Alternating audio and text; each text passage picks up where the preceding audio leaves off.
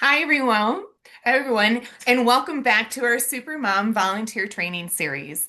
I'm Elizabeth Heltman with Moms Clean Air Force, and I'm so glad to have you here for our third part of this series, engaging our elected officials and the regulatory agencies. Now, over the last two sessions, we talked about finding our voice through storytelling and media.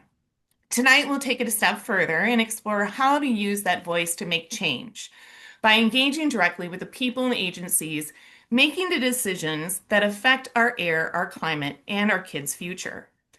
Here's what we'll cover tonight. We'll do a quick government 101 refresher, a short mental health check in because advocacy can be intense work, and how to power map and where to find influence, ways to engage your representatives and hold them accountable, and finally, we'll do some action steps and some Q&A. Before we get started, please take a moment to share in the chat your name, preferred pronouns, where you are from, and one issue you deeply care about in your community. It's great to see so many familiar faces and a warm welcome to those who are joining us for the first time. If you missed a previous session, you can find the recordings on our YouTube channel. All right, let's get started. I'm going to hand it over to Sam and Brenda for a quick mental health check-in. Welcome. Thanks, Elizabeth. I will do the honor of introducing our special guest, Brenda, but first wanted to just highlight some of the resources that we have available on mental health. We wanted to bring this lens into the work tonight because obviously it's a really challenging time to be working within the government and with our elected officials for many reasons. And we want everyone to be really equipped to deal with those challenges and to feel like this is a sustainable fight, and you're doing it in community with others with the tools and equipment that you need to be successful. So you can visit our website for fact sheets on mental health if you're looking to have these conversations with other folks in your community. This is a preview of our fact sheet. But with that, I'm going to kick it over to the expert. Brenda is a senior fellow with Everytown Survivor Network. She's also with Moms Demand Action and a member of the advocacy organization Purpose Over Pain. She's also an ordained minister and uses those tools to help herself and others achieve wellness.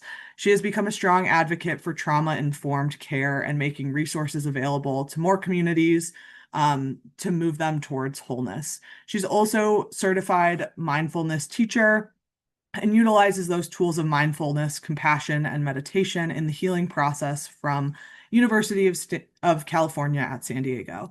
Thank you so much for being here, Brenda, and we're excited for you to talk to us a little bit about mental health this evening. Thank you so much for having me this evening. We're in so many different arenas, and I'm grateful to be able to help you as we move forward with planning for your mental health. And when I say in these genres is that we're actually dealing with trauma. And so one of the things that we have to do is to plan our self-care because now you're ready for Government 101. Now you're ready to take the next steps. Now you're ready to tell your story. But you also have to be equipped to do that. And I've been out here for a long time and I realized how important not just owning your self-care, but planning it. Sometimes that you have to just really say, where am I at in my own processes and how do I get to my next steps? And so to get to your next step, you should be intentional about what you're doing. Inventory. Take self inventory of yourself. Do an inventory of where you are currently. What are your stressors? What are your triggers? How do you navigate through those things? Um, Self assessment. Think about all of the ways that you cope with those current stressors that you have. Find out what's helpful to you, find out what's not so helpful to you. How do you reevaluate and reinvest and rebuild yourself in order for you to be able to share that with other people? And then brainstorm. Do an inventory, and sometimes that's very hard to do because when you're doing a self exam on yourself, what happens? You can be very critical of yourself. But what do? We have to actually apply grace. We give grace to so many other people, but what we don't do is to actually give grace to ourselves, correct?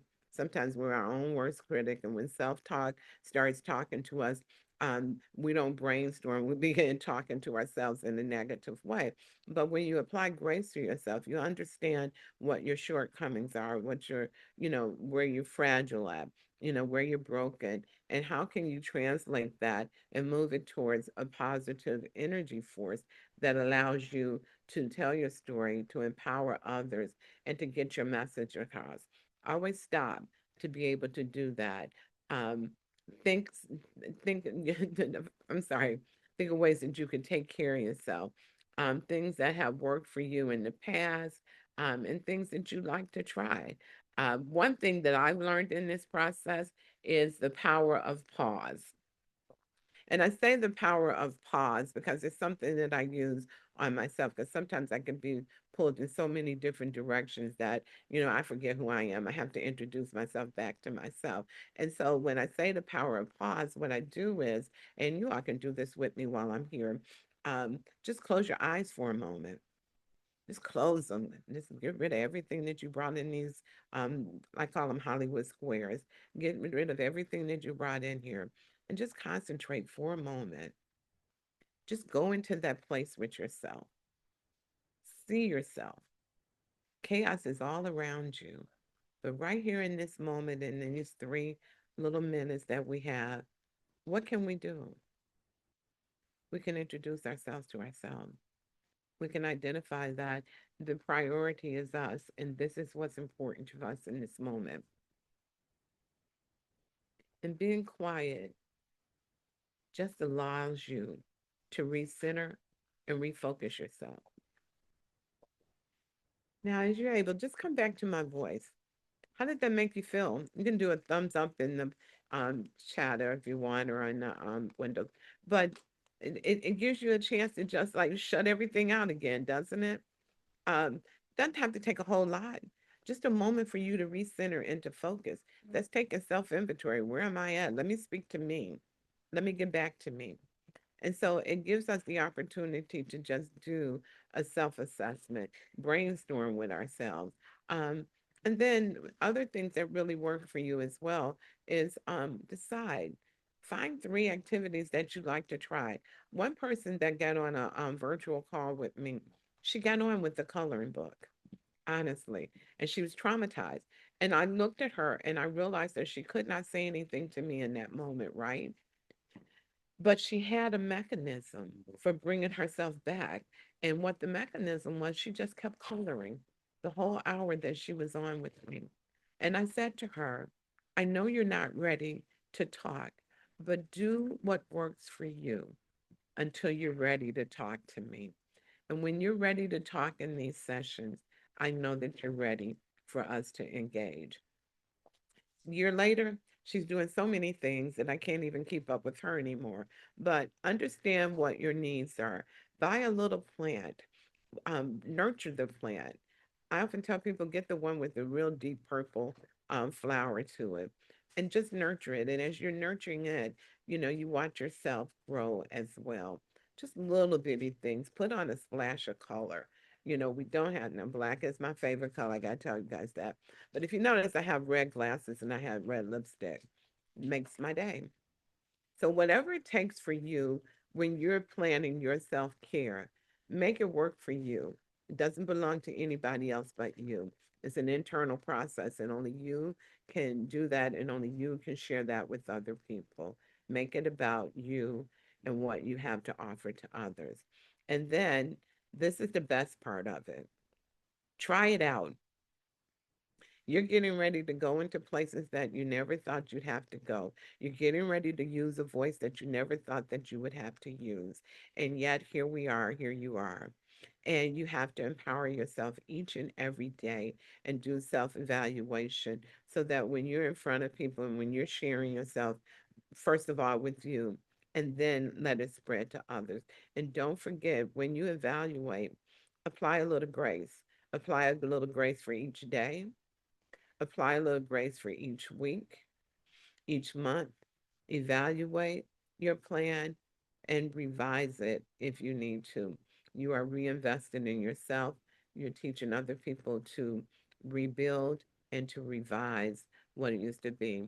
You know, I often tell people that I had to create a new narrative for myself in a place where I would be able to, and this has become my passion, making sure that other people are equipped for self care, but also equipped to carry out the passion of the work that's before us. So don't lose sight of you.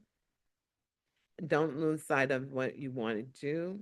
And when you're getting ready for your next, which is Government 101, understand I'm prepared because I did the work on myself before I embarked out into the community. And don't forget to lean on people. You guys will be um, lifelines to each other, if you will. Make sure that you lean when it's appropriate for you to lean and build on what you need to build. But I say to you, it's a work, there's healing in it, and healing is possible, but we have to do the work. And the work begins first on yourself. And always remember the grace that you apply to you. Thank you so much for allowing me this time with you and trusting your hearts with us today. So thank you all for the work that you're doing. Thank you so much, Brenda. That was a really wonderful way to recenter ourselves. Um, I actually just wanted to ask you a follow-up question to make sure that we're, you know, fully showing off the organization that you work with. Do you mind telling us a little bit about extreme weather survivors? I think that it's such a powerful group of folks and is so important to the work that we do. You know, and thank you so much. And Erica is on the line. And, that's what I say when I For talk about sure. lifelines. We always know when to step in and when to step out. And this is my lifeline today. So I started the lifeline and I'm extending my lifeline to Erica. Thank you so much, Erica. Yes, I'm happy to answer that question, Sam, and thank you, Brenda, for that time and words of wisdom. And I needed that today. So I just selfishly thank you for that experience. So yes, a bit about extreme weather survivors, and we are so glad to have partnered in many ways over the last year or two with Moms Clean Air Force. So we are creating a nationwide network of people harmed by extreme weather. And we do that in various ways, from programming similar to this, helping people find their voice in advocacy, to connecting people, like, for example, flood survivors in Texas or fire survivors in LA and beyond, um, with grants, resources, um, as well as a lot of different support programming. So, actually, in about an hour from now, we will host our first bereavement group for those who have lost loved ones to extreme weather. We have a monthly resource call about kind of various nuanced topics that disaster survivors experience, and much more. So yes, we are still a relatively new nonprofit, but growing, and very thankful for this opportunity to join you all this evening. Yeah, thanks so much, Erica, and thanks for passing it over, Brenda. We appreciate both of you and the partnership that we have. And I think that your work is so relevant to what we're going to be talking about today in terms of the way that we work with the government to enact change, because often the most powerful tool that we have is telling our stories and making sure that people care by relating to the experiences that they've had and understanding the ways that climate and extreme weather are impacting all of us. So thank you both. We appreciate you. I'm gonna move us on to our next bit about voting, which is obviously very foundational to this conversation about elected officials and how we engage them. But really appreciate the lens of doing all of this through a way that, we are driving change and action while sustaining the movement at large through community and by, there's lots of conversations these days about how people are feeling a lot of apathy due to feeling like they don't have the power to make change at the local or at the federal level. And obviously, voting sometimes feels like an impactful, empowering thing, but there are a lot of other ways that we'll talk about as well that are also empowering for folks. So it doesn't stop at this. Don't worry about that, but we have to talk about it. So first wanted to define what GOTV is, just so that everyone knows as we're entering the political space. This is get out the vote. It's what people refer to opportunities to help people get registered to vote, make sure that they get to the polls. Lots of different campaigns use this acronym, so it's just important to know as you're getting more involved in political change. Um, we also always direct people to vote.org. It's a really simple way to check your registration. You can check lots of other things on there and help get registered. It will outsource you to the correct state or locality that you need for all the information that is needed to get registered or update your registration. It's really important that we all know that, if you move, you have to change your registration. And make sure that we're hitting the deadlines, because often those are a few weeks before the actual day that folks need to vote. And I know that, at least in Virginia, there's a governor's race coming up, as well as a number of other states. So, it's a good time to check your voter registration, to call your family members, make sure that they're voting. What I will say is that we are also an organization focused on climate and clean air. We are a 501(c)(3) organization, which you may hear in these spaces as well, which means that we're nonpartisan. We work with both sides of the aisle, but we focus our issues around climate and clean air. We also do have a 501(c)(4) organization that can work more on the political side of things and can take stances on the ways that people should vote and what legislation they should vote for and what candidates they should vote for. So you can take a look on our website for more information about that. But a few other things that I just wanted to flag for people are that November 4th, there's elections across a number of states this year, and then obviously midterm elections are next year on November 3rd.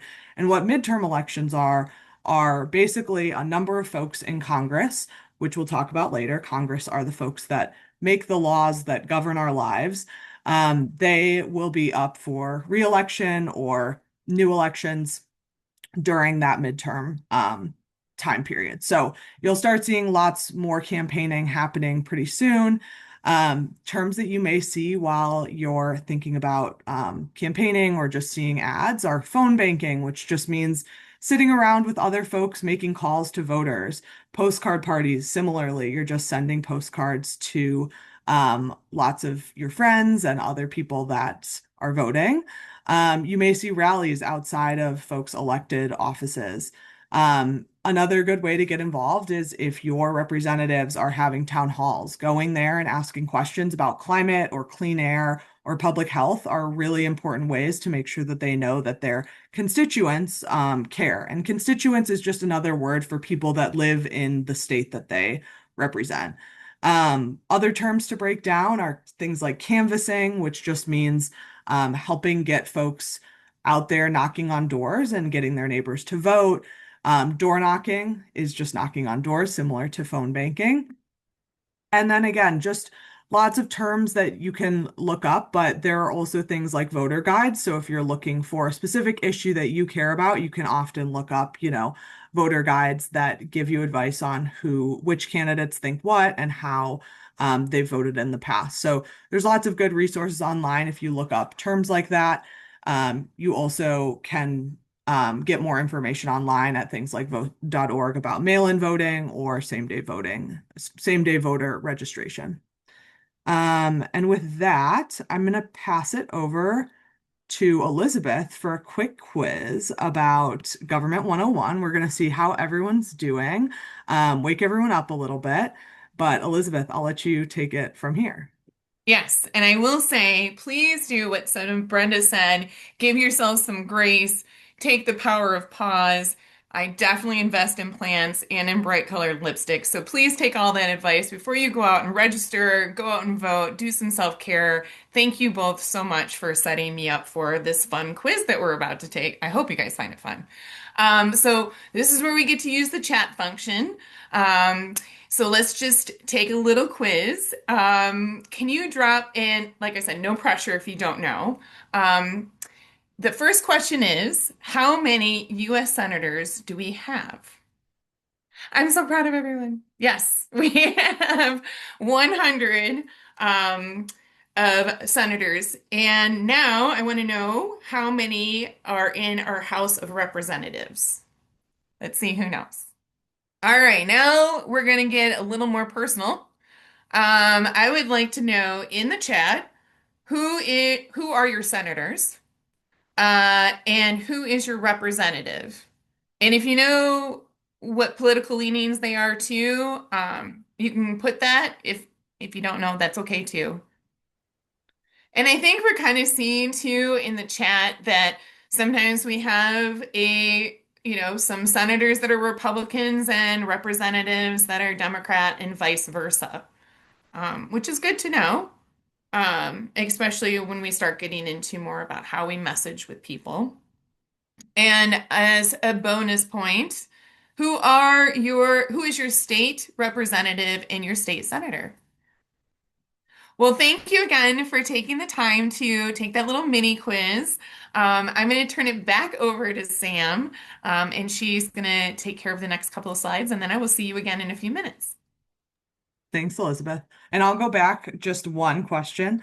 Does anyone know which party has the majority in both chambers of Congress? So the chambers of Congress are the Senate and the House of Representatives. Does anyone know the answer to that? Which political party?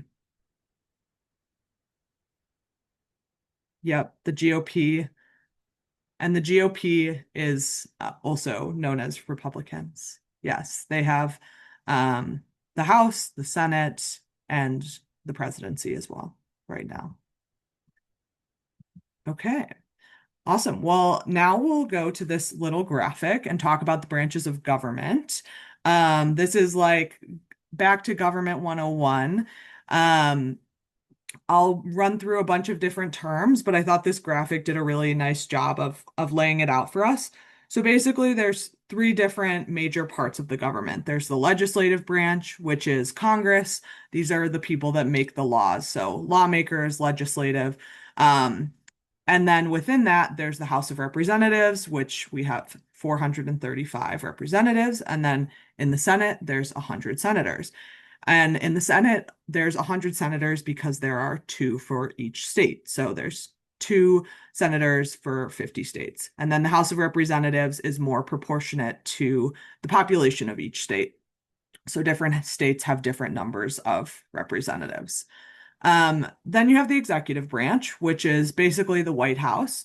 It's the president, the vice president, but also it's important to know about the cabinet. So the cabinet is a funny term for this group of people that advise the president and run our different departments within the executive branch. So things like the Department of Energy or Department of Labor or Department of Agriculture or the U.S. Environmental Protection Agency, the EPA. That's one that we work with a lot. So the leaders of those different departments are appointed by the president. So they're not people that are elected, they're chosen by the president. And then they ultimately run those different parts of the government and they report directly to the president. And then lastly, we have the judicial branch, which is basically the Supreme Court. There's a number of lower courts as well, but notably the Supreme Court. And, most of our work often happens on the legislative and the executive side. We do a lot to work with our senators and our representatives, but also the folks that are in charge of places like the EPA. So in this case, right now, that is Lee Zeldin, who President Trump appointed to that position. I'll just run through a number of other terms that are really helpful to know and are often thrown around in these spaces, just to make things more accessible. But Often people will refer to the Capitol, which is where Congress does their business. The Supreme Court is also right around there, but the Capitol is in DC. It's separate from the White House. The White House is where the executive branch is, where the president is. The Capitol is also referred to as the Hill. It's on a little hill. So people in DC will casually call it the Hill or the Capitol, and what they mean by that is they're talking about Congress and the House of Representatives and the Senate. We also call them lawmakers, elected officials, legislators. Those are all sort of synonyms. Another thing to note on the executive branch is executive orders. I think a lot of us hear about those very frequently right now. Those are things that the president signs, basically to go around the legislative branch. So an executive order is something that the president can do without congressional approval, like would usually be required for lawmaking. These are often temporary. They're often challenged in the courts, in the judicial branch, but they've been happening a lot lately. Other things that you'll hear about from the executive branch are things like regulations from the EPA, from other departments. Often we like to refer to these as protections rather than regulations because I think that there's, some different language that can be more powerful in the way that we think about them. The EPA protects human health and the environment, and often folks, see regulations as a bad thing, but in the case of the environment and public health, it's really important that we're properly protecting it. Other things, going back to sort of Schoolhouse Rock and I'm Just a Bill, that song, a reminder that a bill is what we talk about.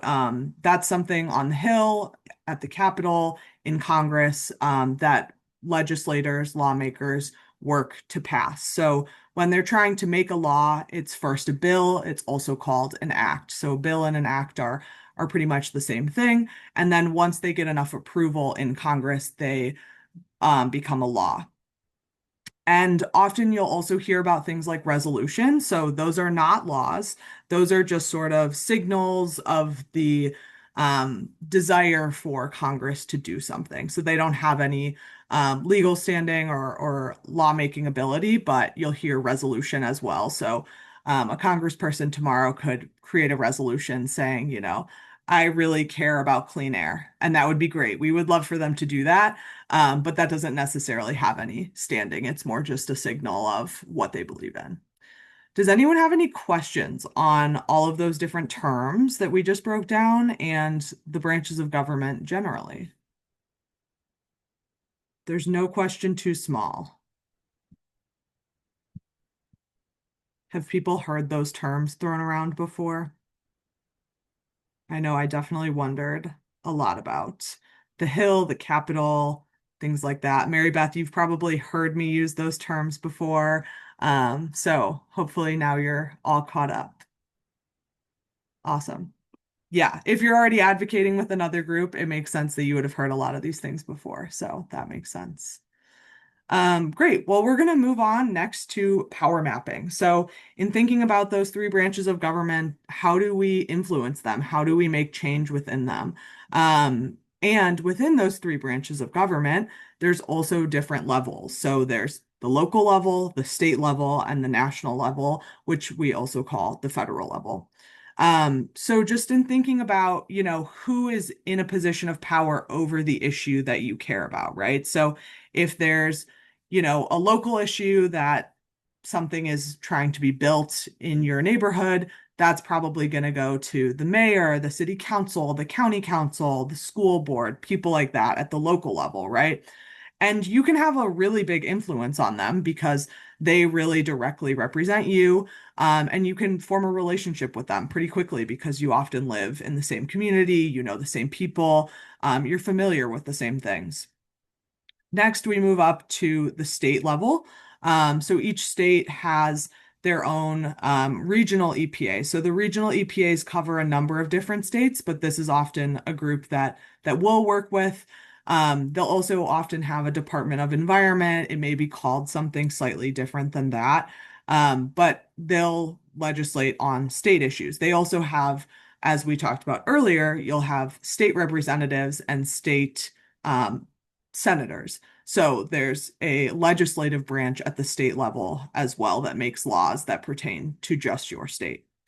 And then at the federal level, the national level, there's EPA headquarters in DC, which we work a lot with. That's whenever we're talking about writing public comments or testifying, we're doing that to EPA's headquarters in DC. There's also DOE, which is the Department of Energy, DOT, which is the Department of Transportation. Those also deal a lot with issues of environment, clean air, climate, things that we advocate on. And then also the Council on Environmental Quality at the White House. That's another group that we will engage with when it's relevant. That is part of the executive branch under the president. So that was just a little exercise to start thinking about, when you have an issue that you care about, when you want to advocate for something, thinking about who actually has the power to make that change, right? And sometimes there's blurry lines, sometimes there's gray areas where multiple different types of elected officials or government officials are interacting with each other. So these lines can cross pretty easily, and often the folks know each other across these different localities versus states versus the national level. I'm going to pass it to Elizabeth to talk a little bit more about similar to power mapping, but this is what we call grassroots and grass tops, thinking about how we influence lawmakers and decision makers with the advocates that we know and the communities that we're a part of. Thanks, Sam, for all that. Because these next couple of terms have everything to do with who we are approaching these folks with to help try and to influence them. And we have a couple of real examples, but let's get a couple definitions and approaches of advocacy out of the way. So, grassroots is an action that is led by everyday community members. So people like yourself, working from the ground up. That might mean attending a local meeting, organizing events, or sharing your story to influence policy. And then we have grass tops folks, and those efforts are driven by visible or well-connected leaders.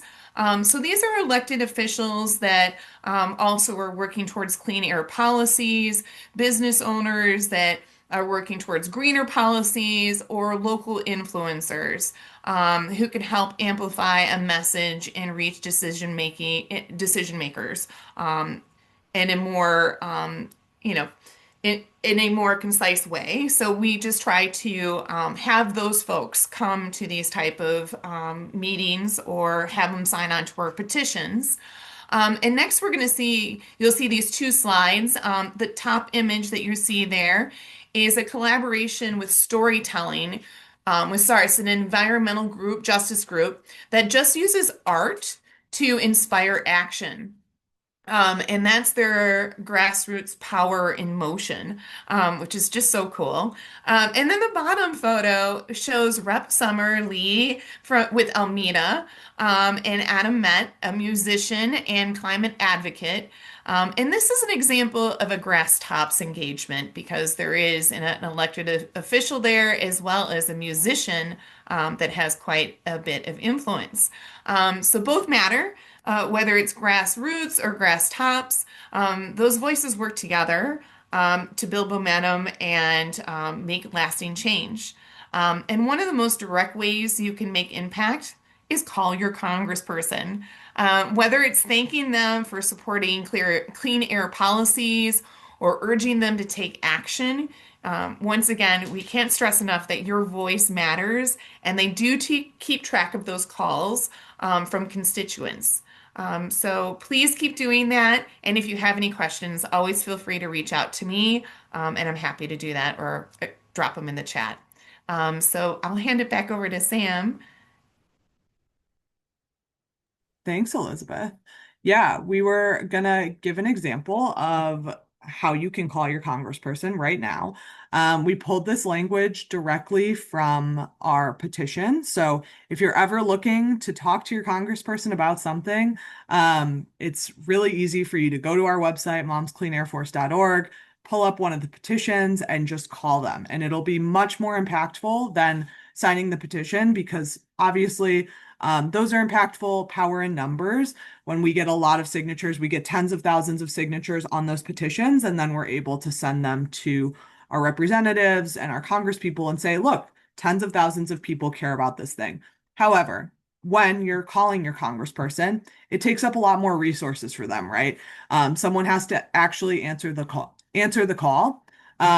and you can also leave a message. So they have to represent us. That's their job. So making sure that they're listening to constituents' voices is a huge part of that job. And we want to make sure that they're hearing your voice. So I'm actually going to give you the chance to write all of this down, take a photo, think about something that you would want to say to your congressperson. And I'm going to invite you to do this tomorrow. I was going to have you do it tonight, but I'm afraid that since it is outside of working hours, you may get some voicemails and that will be less exciting for you. But if you call during the workday, you should get a real person and you can just call the Capitol switchboard. So the number here, they will redirect you to your congressperson if you tell them your address, tell them where you live. But this is a template that you can use in the future. So you want to say your name, where you're from, so that they know that you're a constituent. That's really important, right? Again, they represent you. That's why they should listen to you. And then you say you're a volunteer with Mom's Clean Air Force if you're using our petition language. Obviously, you can say you're with another group if you're calling about a different issue, or you can just say that you're a constituent and you're concerned about this. That is just as legitimate. So this example, I'm calling to ask you to protect the crucial government programs that keep families safe from extreme weather. Obviously, this is important to us at Mom's Clean Air Force and also important to folks at extreme weather survivors. It comes back to the way that real people are impacted by climate change and extreme weather. And right now, we're encouraging our congresspeople, please don't cut the National Weather Service. Those are the people that give us air quality alerts. They give us data on what the weather is. It's really important to be able to predict the weather if we want to be protected from it, right? Similar with the National Oceanic and Atmospheric Administration. You hear this called NOAA. Those are the people that track hurricanes and other extreme weather events like that. And then lastly, the other one that we want to make sure they're protecting is the Federal Emergency Management Agency. So this is called FEMA. FEMA is really important for the cleanup after disasters. So when a disaster hits, when an extreme weather event happens, FEMA comes in and works to support the local communities that were impacted. And there's a lot of efforts right now to cut funding for those different groups and those different parts of government. And that's really scary for folks that are being impacted by extreme weather. And it's really unjust in the way that it will influence those, or it will impact those communities that are being hit the hardest. So we want to make sure we're using our voices to say, don't cut funding for that. Make sure that you're supporting these really, really crucial services that so many Americans rely on. And you may not even know that you're relying on them. That's the thing too, right? When you look at the weather app on your phone, you probably don't think, I wonder who made this, right? But if there's continued funding cuts to the National Weather Service, our weather services are going to get much less reliable, and that puts all of us at risk.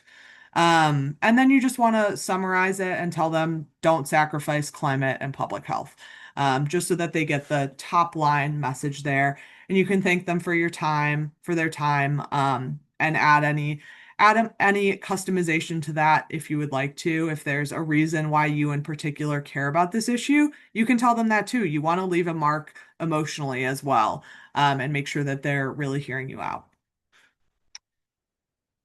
I will talk a little bit about contacting elected officials in other ways as well. But instead of just calling, you can also email them. You can set up, excuse me, you can set up a meeting with them. You can visit their office in person, whether that's in your state or in DC. They all have physical offices that you are very much welcome to show up at. If you give them notice in advance, that's great. And if you don't, you can also still show up. And you can also tag them on social. They care a lot about their public appearance, right? So creating social media that calls them out on the things that you care about is really important to make sure that they're seeing you and hearing you, and know what their constituents want. So we just talked about how you can get in contact to call them. You can just Google your congressperson's name and look up phone number. You'll find their number specifically, or you can call that number from the slide before, which will redirect you to the appropriate person. You can also find emails for your congresspeople online. If you search their name and email or put in the word staffer email, you'll probably get some better results. But you're really looking for anyone in the office that will listen, right? So often their email addresses you'll find a template for. So it may be mail.house.gov at the end of it, or senate.gov, or whatever it may be. It's different for different localities. But once you find a staffer's email, you can just send them a message directly and they will have to read it. You'll likely get a response. It may be generic, but it's important nonetheless. And then to set up a meeting, you can just email that staffer and ask to set up a meeting. You can say, this is what I care about. I want to talk to the staffer on environment and public health. Those may be the same staffer, they may be different staffers, but those staffers report directly to the congressperson. And sometimes the congressperson will even show up to the meeting. Depending on their schedule, they like to meet with constituents too. So you may end up meeting with them directly. And then to find their office, you can just look up your congressperson's name and office, and then your state, or DC, and you'll be able to find their address, the address for their office, and you can just go. Be prepared to go through some security, but otherwise, you're more than welcome to show up and try to talk to them in person. You'll likely have to wait a little bit, but you can show up there and make your voice heard that way as well. And then, like I said, making social media posts that talk about what they're doing and why it matters to you is a really compelling way as well. And you can get a lot of traction through people amplifying that through reposting it, and other people chiming in that way. But anytime that you're talking to your congressperson or an elected official, this goes for mayors, this goes for school boards, all of that. There's three things that you want to make sure you have prepared for the meeting. So, one, you want to make sure that you have a story to tell, which all of you do. Your story is just like what we talked about in the last session. It's why you care, why other people should care, why this is impacting you or your community.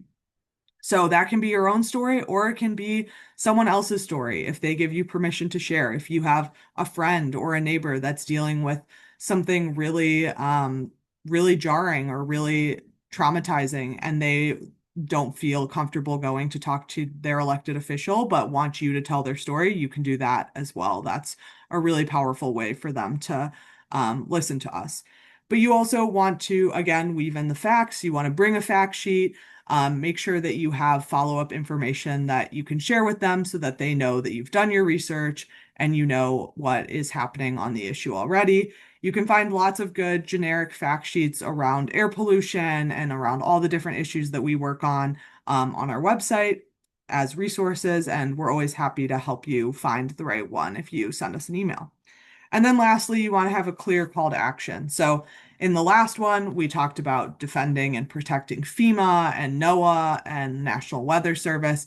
But anytime you're meeting with them, they want to know, what should I do about this, right? So what are you asking them to do? And often it's, a specific bill that they may be working on, or it's just taking action generally to protect clean air and public health, or it's about a specific facility that you care about, or something like that, where they can leave the meeting and say, okay, I just met with this person and they want me to do this. I'm hearing that constituents want this thing. And anytime that you can bring other people to that meeting, it makes it even more powerful. Or if you can reference how many people care about this issue, that's really powerful as well. Does anyone have any questions about contacting their elected official? Sam, I want to add something as Yeah, best practices. please do. Sometimes when you're looking up your elected officials, if they are in a federal building, you cannot bring your cell phones or anything like that. Just bring your ID with you if you end up in those spaces. So just note to the wise, I've had to make a couple of trips back and forth to my car when I didn't know that in federal buildings you're not allowed to bring in your cell phone. So just a little word to the wise. Usually your senators would be in those spaces, but just a little heads up. Yeah, Um, that is a and great point. and also calling your offices ahead of time too and giving them a heads up that you might be there or stopping by or dropping off one of our fact sheets. And you ask them where to park. Then sometimes too, you can find out if a staff person, when they're going to be there, and kind of make sure that you have at least a little bit of a touching point. Sometimes these offices are not staffed throughout the day. So if you do want to see somebody, it's just something I've done. And once again, you don't have to do it. It's just if you want to make sure that you have a touch point with somebody, it's a good idea. Yeah. If you have time, you can definitely just sit there and wait until they're back. That is totally allowed to, but Elizabeth is very efficient at these things at this point. But I think you make a great point that you should definitely look up the security protocols. Sometimes you can't get in with things like umbrellas or posters, just everyday things that just for the sake of safety, they don't let you in. So if you're going to go in person, be prepared for those sorts of things. But thanks for adding all of that, Elizabeth. I will pass it back to you to close us out. Yeah, well, thank you, Sam. Thank you, Brenda, our special guest, and Erica for and everyone actually for joining us tonight. We did cover a lot and how government works, the importance of self-care and advocacy, how to map power, and how to connect with your representatives both as a grassroots and grass tops kind of level. Remember, every story. Every phone call and every action does make a difference. You do have the power to shape decisions that protect your family, your neighbors, and your community. And if you have any final questions, you can come off mute at this time or drop them in the chat if you're feeling shy or if you're suffering from a sore throat like some of my family members.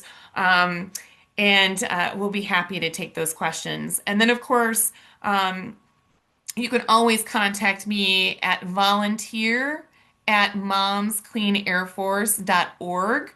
And of course, a few days after this, we will also be posting this on our YouTube channel. So, folks, if they've missed it that you know that wanted to join tonight, they can join us or they can watch this on our YouTube channel. Um, so, thank you for spending your evening with us. Does anybody have any questions at this time?